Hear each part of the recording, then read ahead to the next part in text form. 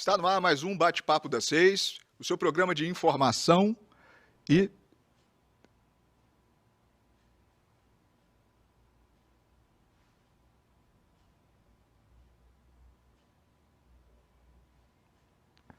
Problema técnico. Está no ar mais um Bate-Papo das 6, o seu programa de atualização, informação e debate, né, dos temas relacionados à saúde. Meu nome é Dário Santucci, vou estar com vocês hoje aqui no Bate-Papo das 6. Hoje é dia 23 de novembro de 2022 e nós vamos continuar aí o mês do Novembro Azul, falando sobre a prevenção, né, principalmente do câncer de próstata, né, a parte da urologia, mas não só isso, também a saúde integral do homem, né, que esse é o foco desse mês, que representa aí o Novembro Azul. Bem, você pode nos assistir no canal 16.1, em todo o Espírito Santo, no canal 316, né, .1, na Sky e na rádio 106.1. Também pode ser visto também na Claro TV, no canal 526, em toda a Grande Vitória. Hoje, para abrilhantar o nosso programa, a gente tem lá na ponta esquerda o Dr. Bruno Guidini, que é gastroenterologista, né, endoscopista e colonoscopista também, trabalha no LMC, no novo Hospital do Espírito Santo, né, e também em clínica própria. Não é isso, Dr. Bruno Guidini? Seja muito bem-vindo. Isso mesmo, obrigado, Dário. E é isso aí. Aqui no nosso meio é a grande estrela aí do Novembro Azul, né, o Dr. Guilherme Campelo, que é urologista, né, que ele é cirurgião geral, urologista e também é da equipe lá do LMC, não é isso? Isso aí, muito obrigado pelo convite, Dário. Isso aí. Hoje a gente vai falar de uma maneira geral sobre a integração, a prevenção, né, que cabe, o homem ele é muito difícil da gente conseguir levar ele para o consultório, né? Então, o Novembro Azul ele vem para ajudar nesse quesito, para a gente tentar trazer o homem, né, o sexo masculino para o consultório, para a gente atuar, o médico atuar de maneira mais intensiva na prevenção da saúde do homem. É isso? Doutor Guilherme, queria referenciar a primeira pergunta, né, para você falar um pouco mais sobre o Novembro Azul para a gente. Bom, Novembro Azul, né, é o mês que a gente separa para fazer campanhas em relação à saúde do homem, né? A gente acaba dando mais ênfase ao câncer de próstata, que é o câncer mais comum no sexo masculino. Lembrando que o câncer de pele é o câncer mais comum tanto no feminino e no masculino. E individualmente, o câncer de próstata é o mais comum no masculino e o câncer de mama é o mais comum no feminino. Por isso a gente tem o Outubro Rosa e o Novembro Azul. Então, assim, o nosso intuito é criar uma cultura do paciente a procurar o médico não apenas quando está doente, mas sim como forma preventiva.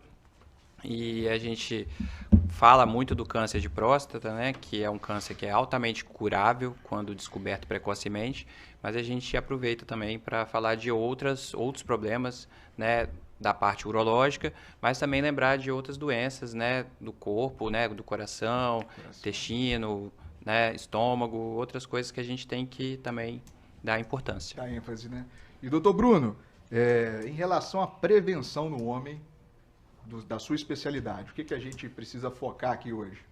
Bom, quando a gente fala em prevenção, a gente tem que lembrar de tudo, né? Então, na gastroenterologia, a gente tem, assim, programas de prevenção. Nós temos o câncer de cólon, né? Que hoje é indicado o paciente que completa 45 anos fazer um exame de colonoscopia. É um exame que a gente chama de rastreamento do câncer coloretal. Só que a gente não está procurando câncer, a gente está procurando lesões precoces que, num futuro, poderá virar um câncer. E essas lesões, elas, na grande maioria das vezes, elas são tratadas no próprio procedimento, né? Então, acho interessante essa questão do intestino, que a gente tem esse programa de prevenção e rastreamento, né? A colonoscopia é um exame simples, o paciente faz um preparo de cólon, né? É um exame feito sob sedação, dando total conforto, e é um exame que tem a duração aproximadamente aí de 20 minutos, meia hora, né? E é um exame muito importante, né? É um exame que, quando faz aos 45 anos, dependendo do resultado, o próximo exame pode ser feito em até 10 anos. Então, lógico, tem algumas outras particularidades quando encontra alguma alguma alteração, mas não é um exame que se faz com muita rotina, mas o importante é fazer no momento correto. No momento correto. E esse preparo, eu acho que é a grande dúvida, né? O pessoal, no seu consultório, você acha que esse é um questionamento? Esse preparo, como é que explica mais ou menos como é que é esse preparo? Vamos lá. A colonoscopia é um exame que nós entramos com um aparelho que tem uma câmera e para a gente visualizar a parede do intestino, parede interna ali do intestino. E a gente está procurando lesões milimétricas, 2 milímetros, 1 milímetro, né? Lesões maiores, mas a gente tem possibilidade de tratar lesões de milimétricas. Então o preparo é o quê? Remover todo o resíduo que tem no intestino. Se tiver resíduo, a gente pode ser que atrapalhe a gente a enxergar essas lesões muito pequenas, né? Então é muito importante, né? Faz esse preparo e aí essa é a dúvida, alguns questionamentos, né? Porque o preparo muitas vezes é um pouquinho desconfortável, várias idas ao banheiro, mas é o que eu sempre tento falar, tem que fazer muito bem feito para o exame ser de qualidade. E aí realmente são laxativos, o paciente vai ao banheiro várias vezes, mas é de extrema importância para um exame de qualidade. É um exame ambulatorial, né? Obrigatoriamente não precisa ser hospitalar, né? Não precisa estar internado. Não faz internado, na grande maioria das vezes, exceto em situações particulares, mas é feito ambulatorialmente, né? O paciente vai, chega para fazer o exame, terminou o exame, ele vai embora para casa. É um rastreio, isso aí. E sobre a urologia? Quais são os fatores de risco do câncer de próstata, doutor Guilherme? Então, os 2 fatores de risco mais importantes é a idade do paciente e o histórico familiar. E, além disso, assim, o paciente que tem um hábito de vida não saudável, principalmente paciente obeso, paciente que tem problemas relacionados à dislipidemia, né, colesterol, triglicerídeos, ele tem uma tendência a desenvolver o câncer mais facilmente do que os outros. Mas é estritamente genético e familiar. Então, quanto mais velho o paciente, maior o risco do paciente desenvolver o câncer. E quanto mais próximo é essa herança, né, um pai com câncer de próstata, o filho tem uma chance de 2 a 3 vezes maior do que os outros indivíduos. Quando um irmão, a chance aumenta para 6 vezes. Então, é uma doença altamente ligada com a parte familiar. E, por exemplo, se ela se manifesta mais precoce, aumenta o risco? Porque na cardiologia, por exemplo, se o meu pai infartou antes dos 55 anos, a correlação genética aumenta muito, né, para infarto. Isso acontece também com câncer de próstata? Acontece também. Né? A gente, em média, a gente orienta, né, a população geral, pacientes de cor negra e pacientes de histórico familiar a começar os exames de rotina para câncer de próstata a partir dos 45 anos. Já os pacientes sem histórico familiar e das outras cores, os pacientes iniciar a partir dos 50 anos. Porém, assim, o paciente que teve um diagnóstico, um pai que teve um diagnóstico precoce, com 50 anos, o ideal é iniciar os exames 10 anos antes do diagnóstico do pai. E esse exame é aquele PSA, o famoso PSA? Ou Isso, não? é o PSA e o TOC. O PSA eu começo a dosar no meu consultório, por exemplo, né? Eu começo a dosar com quantos anos? 50 anos, se não tiver histórico familiar, e 45 anos, histórico familiar e negros. Entendi.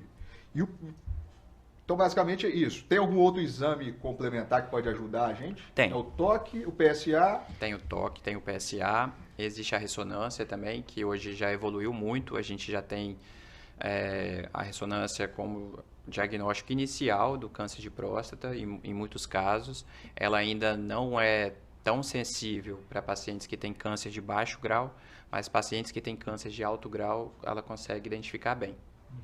Mas não substitui o TOC, nada disso. Não substitui o TOC, ainda por ser um exame que ainda falta evoluir um pouco e também por ser um exame de custo mais alto, né? Não é qualquer paciente que tem condição de pagar uma ressonância. O nosso sistema único de saúde não consegue sustentar, né? A gente pediu uma ressonância para todos os pacientes, então a gente acaba deixando para casos mais restritos. A pergunta, na verdade, é para vocês dois, né? Isso que surgiu na minha mente agora. A gente ainda tem muito preconceito, né? O homem ainda, ele vamos dizer assim, ainda perde a oportunidade de fazer uma prevenção boa por conta de paradigmas desnecessários, vamos dizer assim. Então, você ainda sente isso no consultório? Dificuldade de abordar para o toque? Sim. São dois fatores que eu vejo muito nos pacientes, né, nos homens. O primeiro é a dificuldade para procurar um médico. Tem muito paciente que chega no consultório e fala: nossa, doutor, é a primeira vez que eu venho no médico, eu nunca senti nada, nunca tive nada. Para mim, ir no médico, para quê se eu não tenho nada? Essa cultura de só ir para o médico quando tem algum sintoma, alguma doença, é uma coisa que ainda é muito forte na nossa sociedade. E a questão do toque já melhorou muito, assim, campanhas maciças, né, que a gente tem, já melhorou bastante, mas ainda tem muito paciente resistente a fazer o exame. E brincadeiras desnecessárias. Você não tem um globo lá no seu consultório, não, né? Não, no máximo bota uma musiquinha de fundo. Não, brincadeira. E a colonoscopia também tem resistência, né? Também tem resistência, né? A primeira resistência é essa questão do preparo, né? Porque traumatiza, algumas pessoas têm uma experiência ruim e acaba, né, passando que não é não é bom fazer esse preparo. Então, assim, a primeira resistência que eu tenho é no preparo, que tem pessoas que têm alguma dificuldade. E a outra também é por fazer um exame que entra com uma câmera via retal. Algumas pessoas se sentem bastante desconfortáveis, né? Mas a gente sempre orienta: o exame é feito sob sedação, não tem dor, não tem desconforto, né? É um exame rápido, né? O paciente, no local de espera, ele tem toda a privacidade também. Então uma situação que a gente consegue, com uma boa orientação, vencer. Vencer esse preconceito desnecessário. Exatamente. A população tem que ficar atenta a isso, tem que perder esse paradigma aí, porque quanto mais precoce nós detectamos esses tipos de doença, né, patologia, mais fácil de curar, né? Quais são os fatores de risco? E quando eu falo fator de risco para a população em geral, eu quero dizer o seguinte: fator de risco é qual característica que o paciente tem que facilita desenvolver determinada doença, no caso aqui o câncer de colo. Qual que são os fatores de risco para o câncer de colo?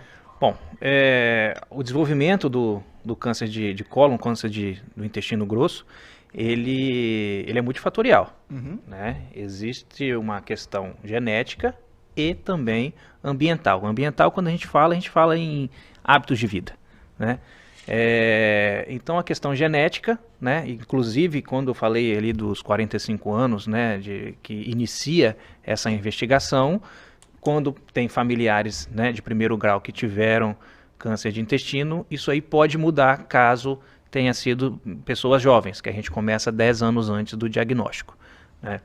E então existe essa correlação genética, certo?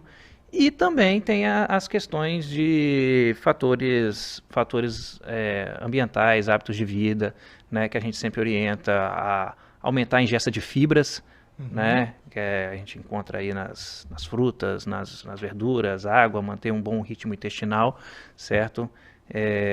Então, assim, uma dieta saudável, ela é um fator muito importante aí nessa prevenção. Então, certa vez eu li uma matéria também falando que está aumentando muito em jovens, né?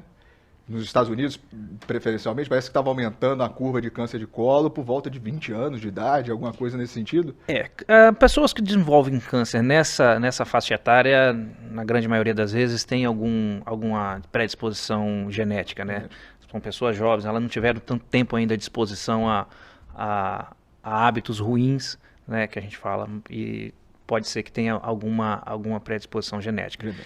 E cada vez mais está tendo mais conscientização, mais orientação, está tendo mais acesso, né, aos exames de investigação. Isso acaba aumentando também o diagnóstico. E assim, das nossas 3 especialidades aqui, hábito de vida influencia em tudo, né?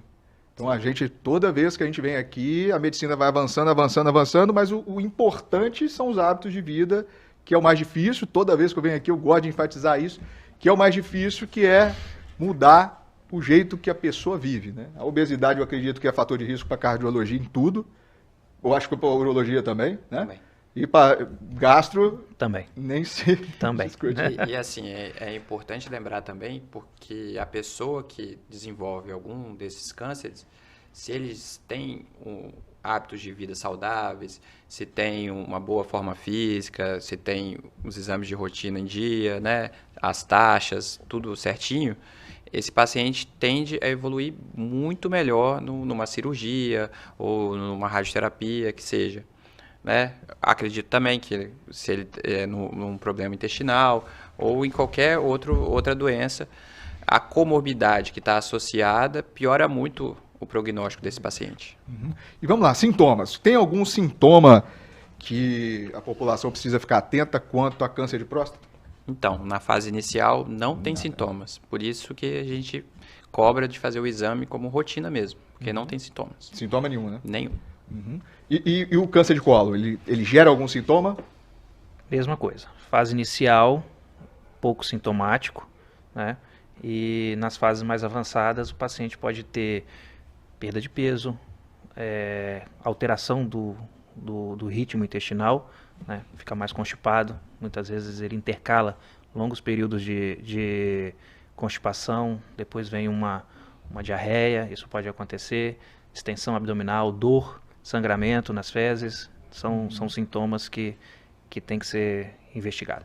Entendi. O sangramento seria talvez o mais importante? Ou não? Tem uma gama de... Isso é muito variável, né? Porque quando chega a ter o sangramento, muitas vezes essa lesão já está de grande volume. E aí também já tem alteração, o paciente já tem uma alteração aí no ritmo do intestino. Mas aí o sangramento leva a uma anemia, o paciente começa a ter sintomas de anemia, né? Uma adinamia, uma fraqueza, sonolência, né? Palidez. Então, muitas vezes a gente encontra aí o primeiro achado, nem sempre é o sangramento. Ele está sangrando, mas não está vendo, né? Aí quando vai investigar, ele já tem uma anemia, tem alguns sintomas. Então, assim, não existe um sintoma seguro para a pessoa falar, eu não tenho isso, eu não tenho. Para não ir no médico. Para não ir no médico, para não investigar. Tem que ir de maneira periódica mesmo, né? Tá certo. E vamos lá, o doutor Guilherme. Na urologia, eu recebo muito assim no meu consultório a alteração do jato, né? A alteração do jato, é para a população se preocupar? Do jato urinário ou não? Em relação ao câncer de próstata, na maioria das vezes, não. Não. Mas em relação à hiperplasia da próstata, que é o crescimento benigno da próstata, é importante, que é uma alteração. Não é câncer, né? Não, a princípio não é câncer. Pode até acontecer de ter os dois associados, mas normalmente o crescimento é apenas benigno. E esses sintomas iniciam às vezes de forma leve, uma alteração no jato, e pode evoluir até com retenção da urina, pode evoluir com infecção urinária, pode evoluir com problema renal. E esse paciente às vezes tem que passar por uma cirurgia, que não é a cirurgia do câncer, a gente não retira a próstata toda, para ele poder voltar a ter um hábito urinário saudável.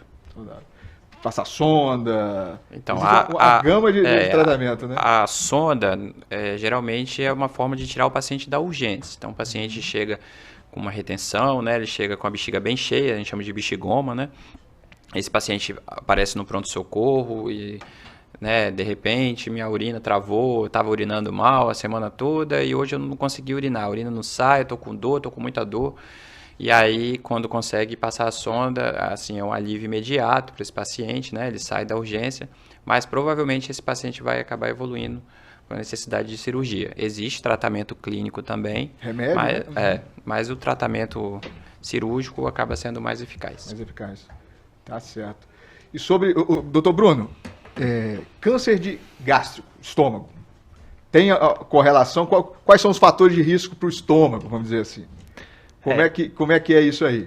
No câncer gástrico, né, o câncer de estômago, a gente volta às questões dos hábitos de vida. Isso aí. Né? Então, assim, são fatores que a gente sabe que pode, né, são fatores de risco, né, para o desenvolvimento do câncer gástrico.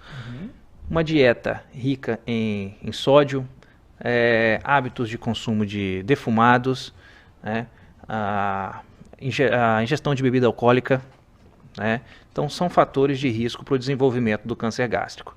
Né. Diferente do câncer de intestino, a nossa população não tem uma indicação formal de fazer um rastreamento, ou seja, exames rotineiros para investigação de câncer de estômago ou então de lesões precoces, né?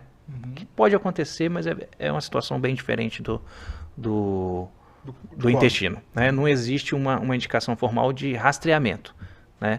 Mas a gente precisa entender se aquele paciente tem histórico familiar, se ele tem hábitos, né, de risco, né? Se ele... Outra coisa também no estômago, que também é um fator de risco para o desenvolvimento do câncer gástrico, porque é muito prevalente uma infecção no estômago de uma bactéria chamada Helicobacter pylori. Né? Essa bactéria ela pode gerar uma gastrite crônica e essa gastrite crônica ser um fator de risco para o câncer gástrico. Né? Então esse paciente, muitas vezes eles têm sintomas, né? Que a gente chama de dispepsia, sintoma de má digestão ou dor mesmo na região do estômago.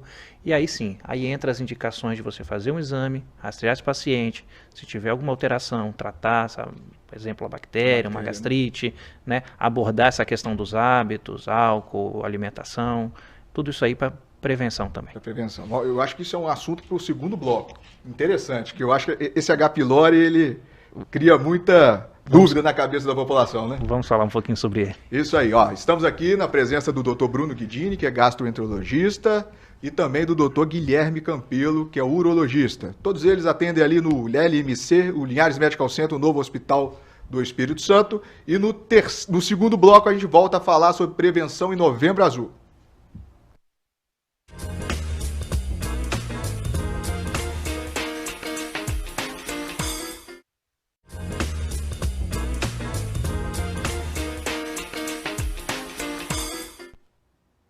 Olá, estamos de volta com o Bate-Papo das 6. Agora é o segundo bloco, contemplando aí o Novembro Azul, terminando aí o mês de novembro, na presença do Dr. Bruno Guidini, que é gastroenterologista, e também do Dr. Guilherme Campelo, que é urologista, falando pra gente sobre prevenção cardiovascular.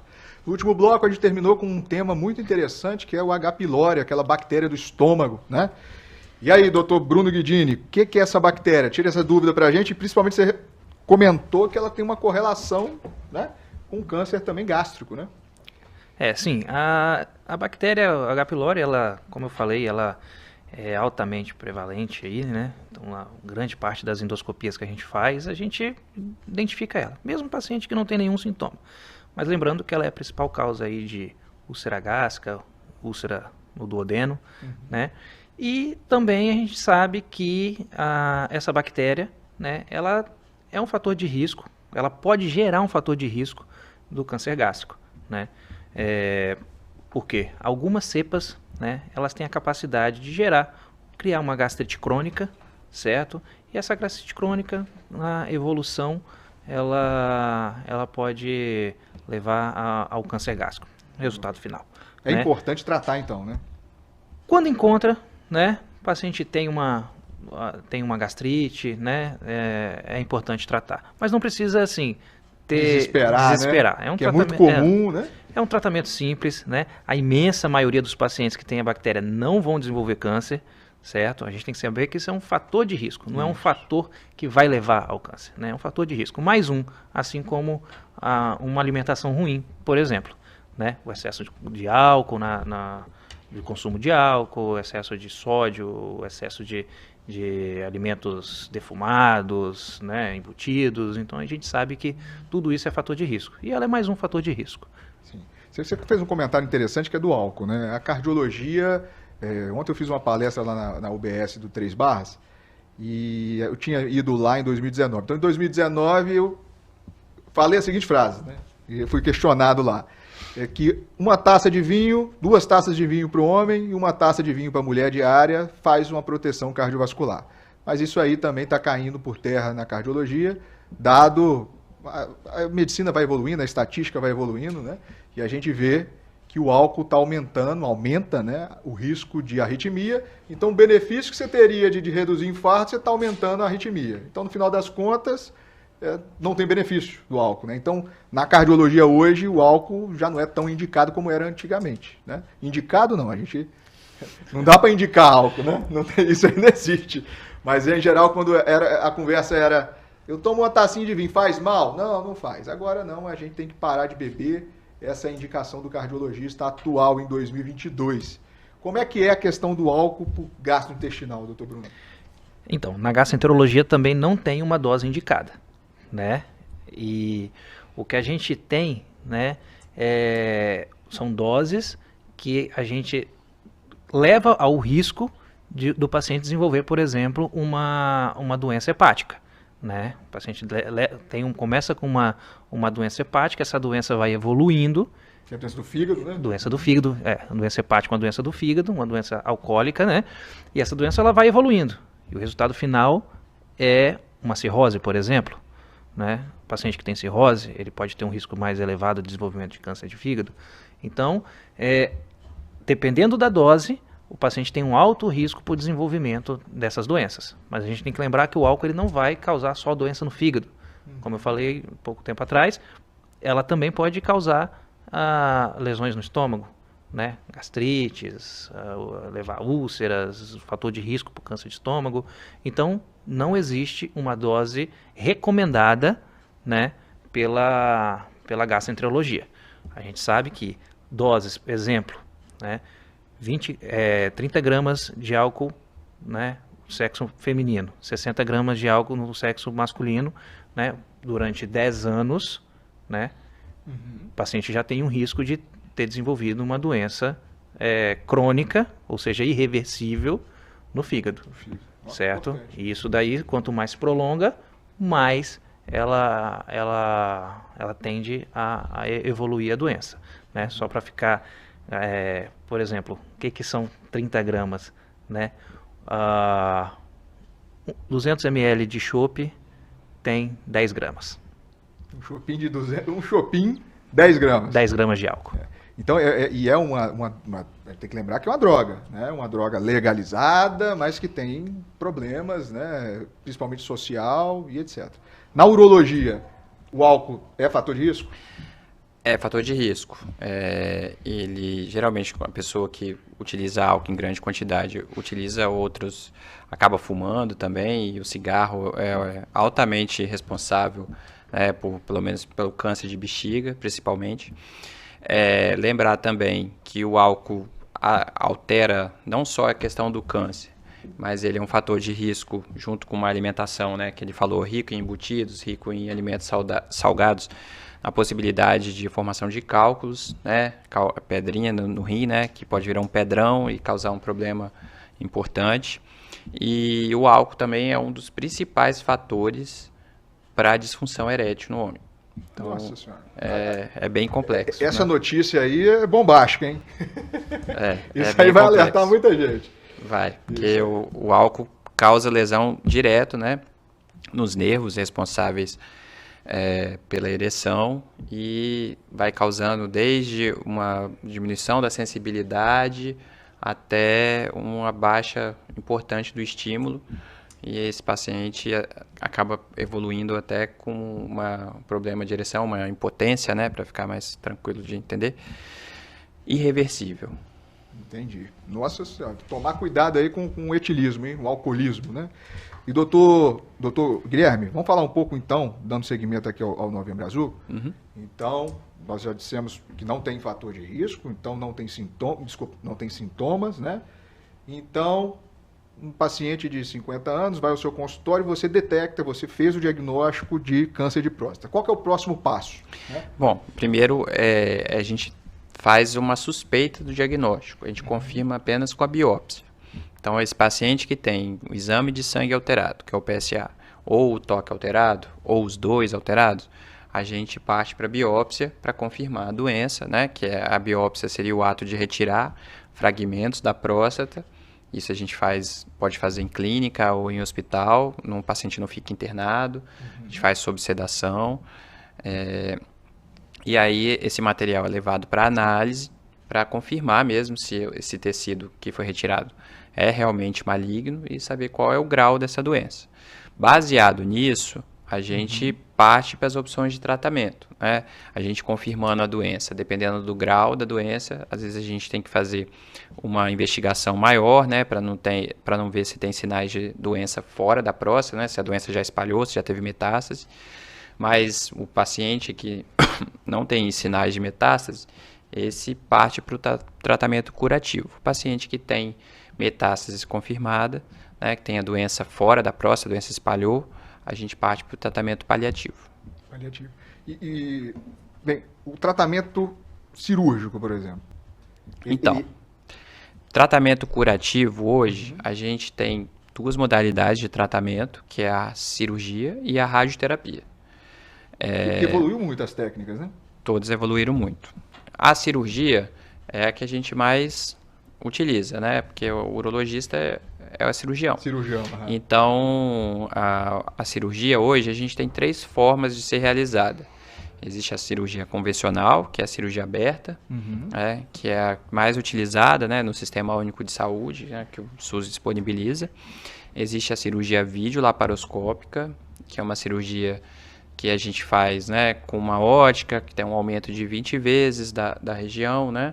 Então a gente consegue identificar melhor a próstata, identificar os nervos responsáveis pela ereção, e a gente consegue ter uma chance maior de preservar esses nervos, e isso vai acarretar a diminuição das sequelas, né? Que a gente pode falar também das sequelas do tratamento. E diminui também risco de sangramento, a recuperação do paciente é muito melhor, o paciente recupera, volta à atividade, ao trabalho muito mais cedo do que na cirurgia convencional. E essa cirurgia a gente tem aqui disponível, né? A gente tem um volume já considerável, principalmente fazendo agora lá no LMC. E a gente também tem a cirurgia por robô, que é uma cirurgia por vídeo, mas com um aparelho, né, que tem braços mecânicos, né, que a gente fala, que ele disponibiliza mais recursos para a cirurgia, né? A princípio, a cirurgia por vídeo, a cirurgia por robô, a base é mais ou menos a mesma, mas o robô, ele tem pinças que fazem movimentos diferentes, né, amplos, e com isso a gente tem mais recurso, então ela tende também a ter um resultado melhor. O acesso dessa cirurgia, ou seja, a cicatriz ali do convencional, é por onde? A gente faz uma incisão, né, um corte embaixo do umbigo até próximo à base do pênis.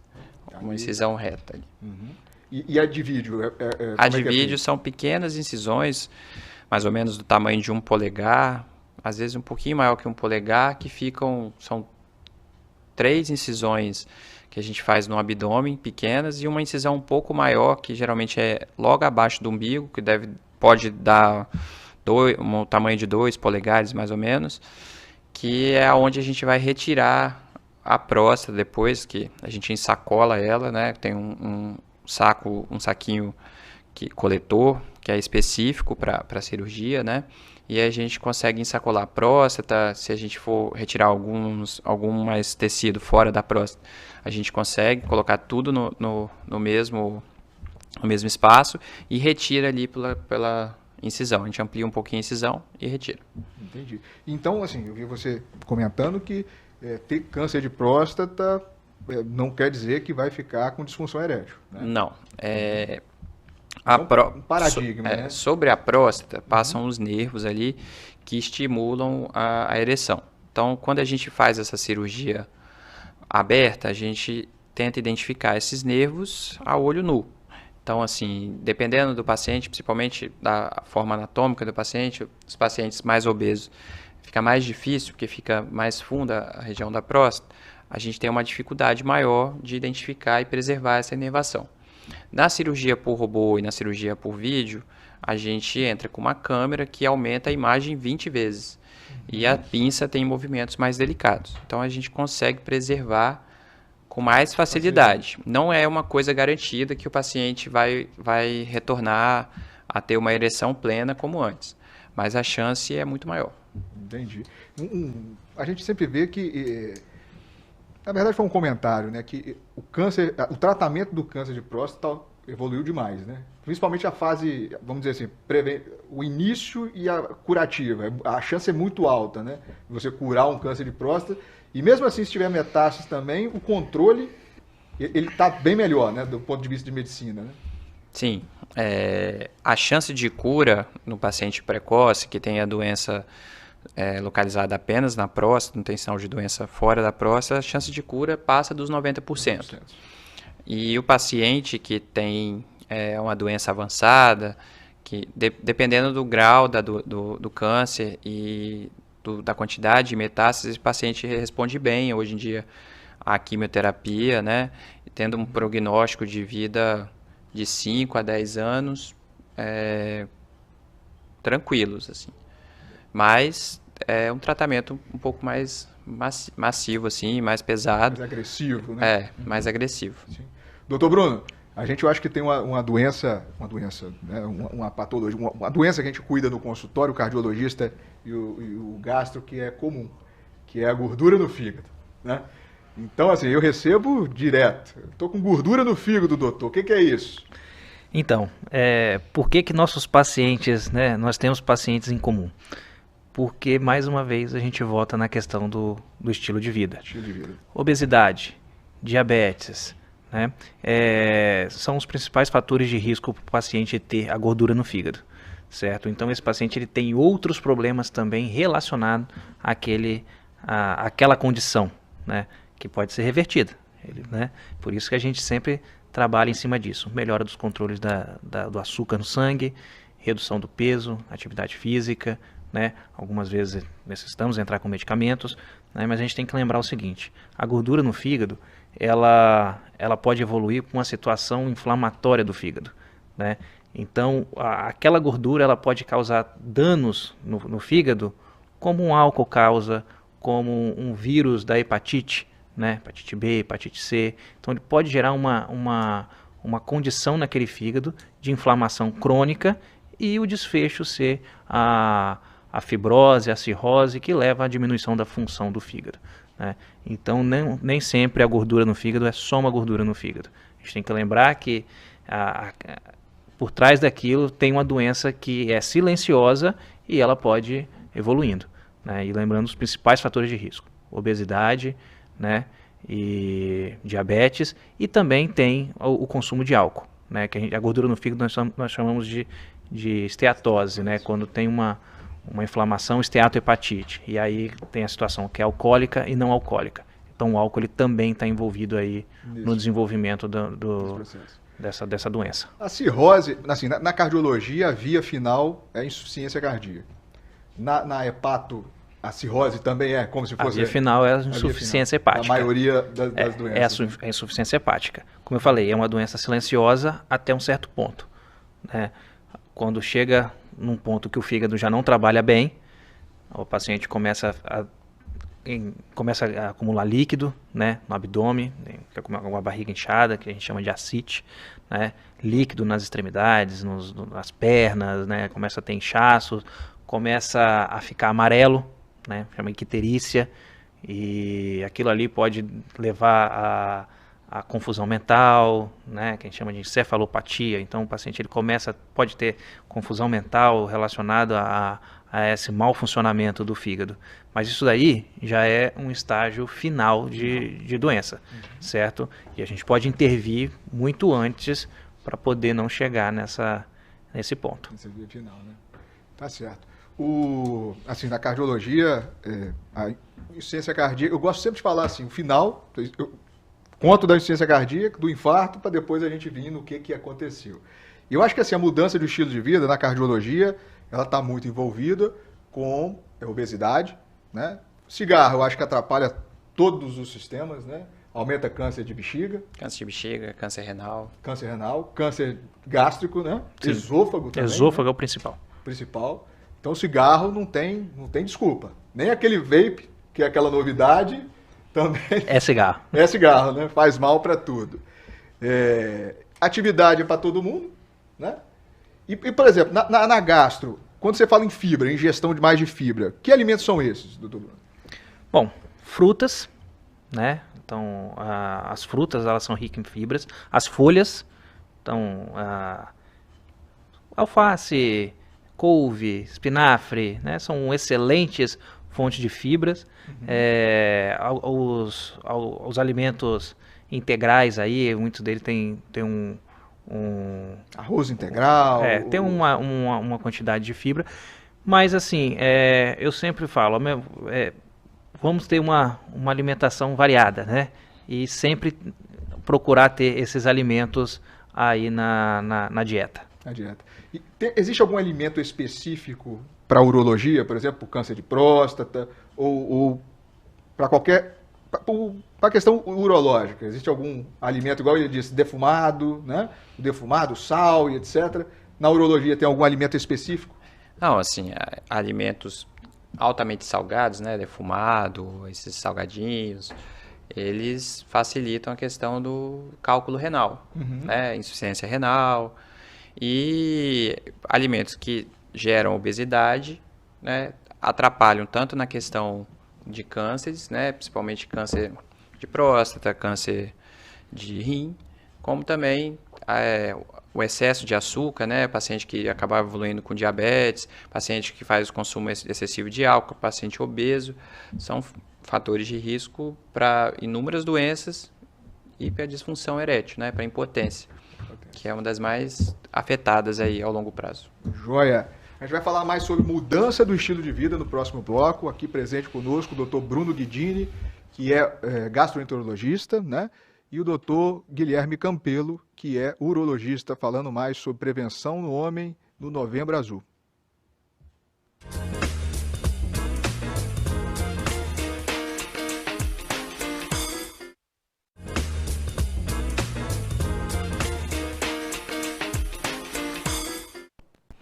Olá, estamos de volta para o terceiro e último bloco do Bate-Papo das 6 de hoje, do dia 23 de novembro de 2022, falando sobre Novembro Azul. Estamos aqui na presença do Dr. Bruno Guidini, que é gastroenterologista, e também do Dr. Guilherme Campelo, que é urologista, falando sobre prevenção das doenças no homem, né, o Novembro Azul. Isso aí. Hoje nós já fizemos um en passant ali sobre o câncer de cólon, câncer gástrico, falamos um pouco também sobre gordura no fígado, né? E aí, doutor Bruno Guidini, o que a gente poderia... A gente está falando assim, e é muito... Parece que tudo converge, né? A prevenção de todos não, a maioria dos cânceres, dos problemas cardiovasculares, urológicos, está muito relacionado com os hábitos de vida, né? Quando você pega o seu paciente lá, quais são as orientações principais, assim, que você dá, ou então a sugestão aí para os nossos telespectadores, para a gente reduzir os problemas relacionados aí ao aparelho gastrointestinal? Bom, primeira coisa, eu tenho que entender como que é o estilo de vida daquele paciente, né? Muitas vezes ele faz coisa que ele acha que aquilo ali é normal, né? Então a gente precisa bater um papo para poder entender o estilo de vida dele, pontuar o que precisa melhorar, né? E colocar metas, certo? Então, iniciando por mudança alimentar, início de atividade física, né? E eu cobro as metas, né? A gente coloca que a pessoa precisa iniciar, quando ele volta no consultório, fala, e aí? Quando você, na consulta passada, você falou que ia começar uma atividade física, como é que está indo? Né? Porque não tem outro caminho, né? Muitas vezes a pessoa vai querendo o quê? Um remédio. Mas a maioria das vezes. A maioria das vezes. Pílula mágica. A pílula mágica, mas isso não existe. Não existe remédio mágico, né, que vai resolver os problemas e substituir a melhora aí do estilo de vida. Alimentação, atividade física, né, baixo consumo de álcool, evitar o tabagismo, né, que não, são os grandes fatores de risco aí para o desenvolvimento das doenças aí que nós estamos tratando. Joia.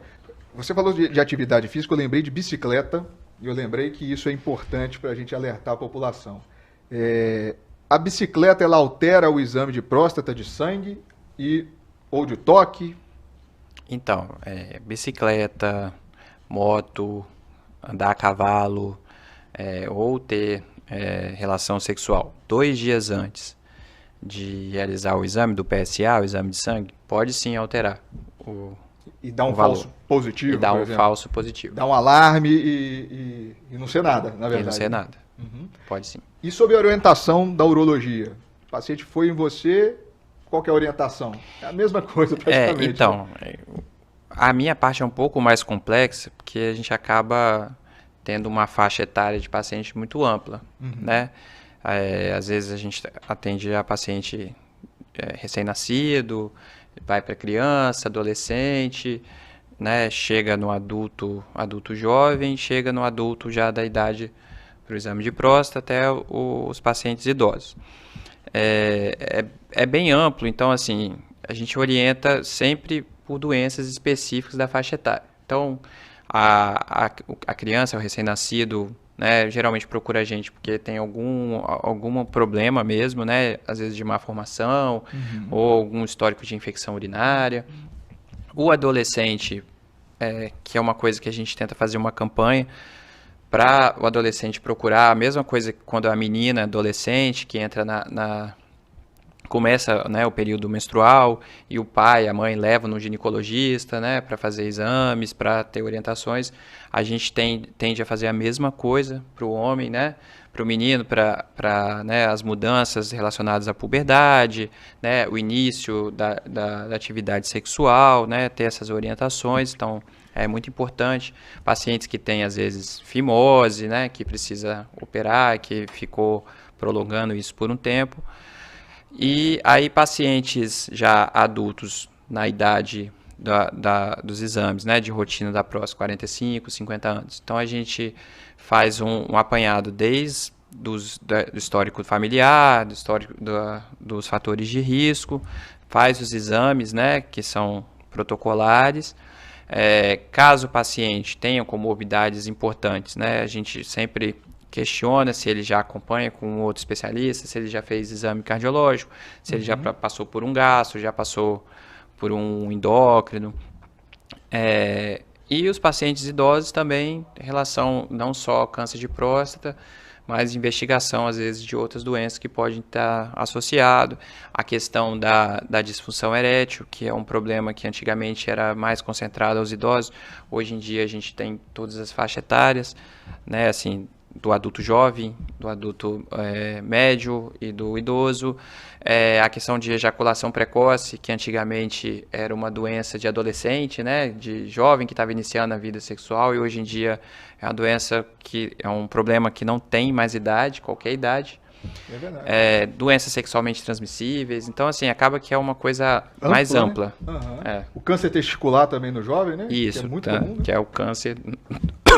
É o câncer do jovem, né? Entre 20 a 30 anos. Isso aí. Então, primeira consulta com o urologista é sempre, né?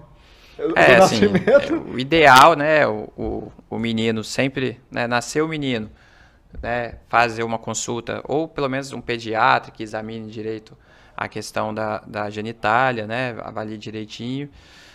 O adolescente, né, que está iniciando a puberdade, o jovem que está iniciando a vida sexual. Mas, assim, isso é da saúde do homem, né? A mulher também tem algumas questões que procura o urologista. Mas a saúde do homem, basicamente, é isso aí. Urologia não é só para homem, né? Também Não, é para mulher, né? Ele trata as doenças do sistema urinário, né? Doenças do rim, doenças da bexiga. E aí a mulher também entra nessa questão. Na urologia. Primeira consulta, vamos dizer assim, uma orientação geral para a população. Primeira consulta com gastro. Que idade que você acha importante ou quando? O que você acha? Ou também é sempre? Bom, pessoa não sente nada, não tem nenhum problema de saúde, faz todos os seus acompanhamentos, né? E entra naquela questão, quando que eu vou começar a prevenção? Né? Com os 45 anos de idade, começa a fazer a colonoscopia.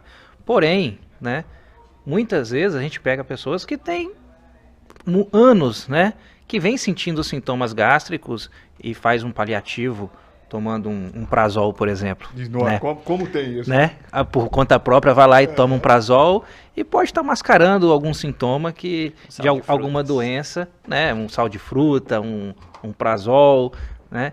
Então, assim, não se automedicar e procurar o profissional quando tem algum sintoma, né, que é de desconforto, algo que incomoda ali, né? Uma azia, um sintoma de refluxo, por exemplo. Isso aí.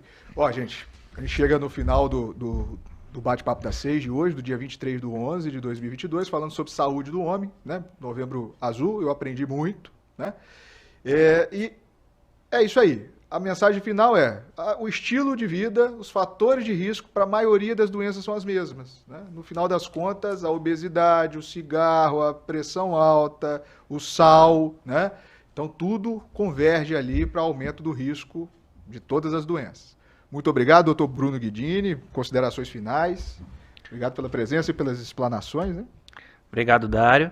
Realmente você falou tudo aí, né? A gente está aqui para uma orientação, né? A gente sempre bate no básico, né? Que são os hábitos, um bom estilo de vida, certo? Não omissão. Então, assim, procurar o atendimento médico, não só quando tem sintoma, mas também para prevenção, né? A gente vê que muitas vezes o público masculino ele procura menos, né, o médico. E por isso morre mais, né? E aí a gente sempre tem que orientar a questão da prevenção. Isso aí. Doutor Guilherme Campelo, obrigado pela presença. Muito obrigado, eu achei muito bom, né, os assuntos aqui relacionados. E lembrar, né, mas de novo, né, do câncer de próstata, né, que tem alta chance de cura. Então, você que está na faixa etária, 45 anos, negro histórico familiar, ou 50 anos sem histórico familiar, procurar o urologista, realizar o exame, perder esse preconceito, porque a chance de cura é alta e é uma doença que é altamente prevalente. Isso aí. Terminamos o Bate-Papo das 6 aqui. Quem quiser mais informações sobre os nossos especialistas, lá no LMC, os dois atendem lá, eu também, lá no ambulatório do Linhares Medical Center, ali no Hospital do Três Barras. Até o próximo programa, falando mais sobre Novembro Azul, né? Terminando aí a campanha, e mais sobre saúde. Até mais!